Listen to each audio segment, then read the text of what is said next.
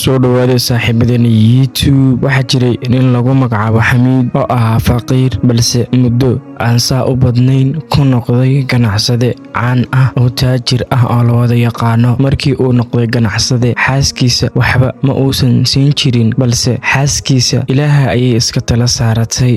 sidoo kale waxaa jiray Xamiid nin ay ka wada shaqayn jireen goobtaas waxa ugu timi gabadh, balse Xamiid saaxiibkii ma ahan nin fiican. saaxiibkiina waxa uu ku tashtay in uu baro gabadha si ay nolol ay u wada qaybsadaan, kadibna uu u guursado Xamiid. balse ugu dambayn way isfahmeen. Xamiid iyo gabadhii uu baray saaxiibkiisii xumaa, waxaana uu saaxiibkii u damacsanaa in hantidaas uu haysto ay kala wareegto una saxeexo. Xamiid waxa uu u saxeexay gabadhii u guursaday hantidiisii oo dhan isagoo aan maankiisu joogin, balse xaaskiisii labaad ayaa xanuunsatay si kedis ah, waxaana uu kala hadlay taleefanka. xaaskiisana saa'id ayay u xanuunsatay. Xamiidna markaas waxa uu ahaa mid aad u warwarsan, balse xaaskiisa xanuunkan ay sheegatay ma uusan ahayn xanuun jira ee xanuunkeeda waxa ay ku rabtay in uu u keeno warqadda uu u qoray. warqadaas oo ay ku qornayd hantida. saaxiibkiisna waxa uu rabay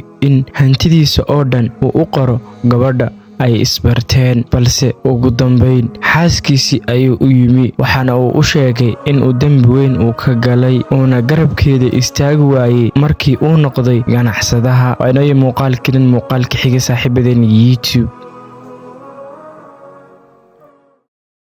ما أصابكم من مصيبة فبما كسبت أيديكم ويعفو عن كثير وما أنتم بمعجزين في الأرض وما لكم من دون